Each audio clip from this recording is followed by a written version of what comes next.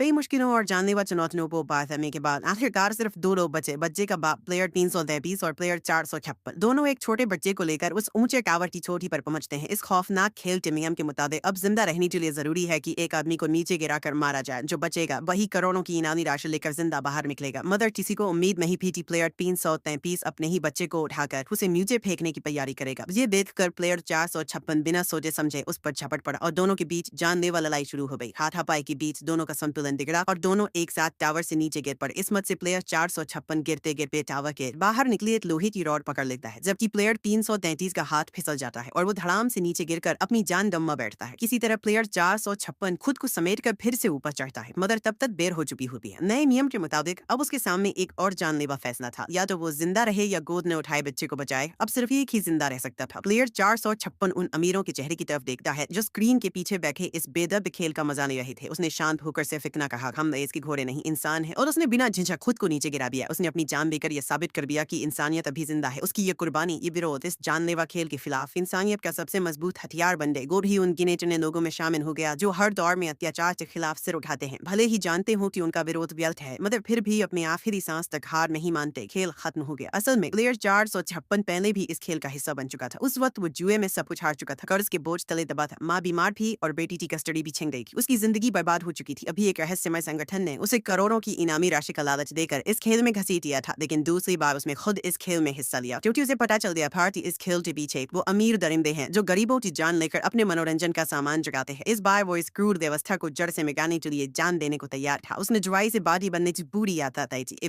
वो पुलिस अफसर जो इस खेल की खोज में लगा था, जब घर पहुंचा तो देखा बिस्तर पर एक बच्चा रखा हुआ था। उसके बदन पर प्लेयर 222 की जैकेट थी और बदन में एक ताला लिफाफा पड़ा था। अफसर ने लिफाफा खोला तो उसके अंदर एक बैंक कार्ड और एक विजिटिंग कार्ड मिला, जिस पर लिखा था प्लेयर 222 विजेता है। अफसर उलझन में पड़ गया। सोचते सोचते उसने बैंक कार्ड एटीएम में डाला और पिन के तौर पर 222 डाला। पिन सही निकला और उसके सामने एटीएम स्क्रीन पर इतना बड़ा अमाउंट दिखा कि वो दंग रह गया। इसी के साथ अमेरिका के लॉस एंजलिस में खेल के आयोजकों ने प्लेयर 456 की उस बेटी को ढूंढ निकाला जिसके पास उसकी कस्टडी नहीं थी। वे उसके पास एक काले रंग का गिफ्ट बॉक्स लेकर पहुंचे। लड़की ने नाराज होकर बॉक्स लेने से मना कर दिया, क्योंकि वह अपने पिता से कोई नाता नहीं रखना चाहती थी। लेकिन जैसे ही उसे बताया गया कि उसका पिता अब इस दुनिया में नहीं रहा, लड़की चौंक गई। थोड़ी देर की झिझक के बाद उसने बॉक्स ले लिया। बॉक्स खोलते ही उसे उसमें प्लेयर 456 की खून से सनी हुई जैकेट मिली, जो उन बीते संघर्षों की मूक गवाह की। साथ ही एक बैंक कार्ड भी रखा था। उसके पिता की आखिरी निशानी। काम खत्म कर आयोजक जैसे ही गाड़ी में बैठे, तभी उन्होंने सड़क किनारे देखा कि एक सूट पहने औरत एक गरीब आदमी के साथ वही कार्ड वाला खेल खेल रही थी। हारते ही उस गरीब को तमाचा मारा गया। आयोजक की उस औरत से नजरें मिली और उसके रोंगटे खड़े हुए। वो समझ गए कि ये चेन अब रुकने वाला नहीं। ये चेन अब दुनिया के हर कोने में महामारी की तरह फैल चुका है और कोई नहीं जानता अगला शिकार कौन होगा।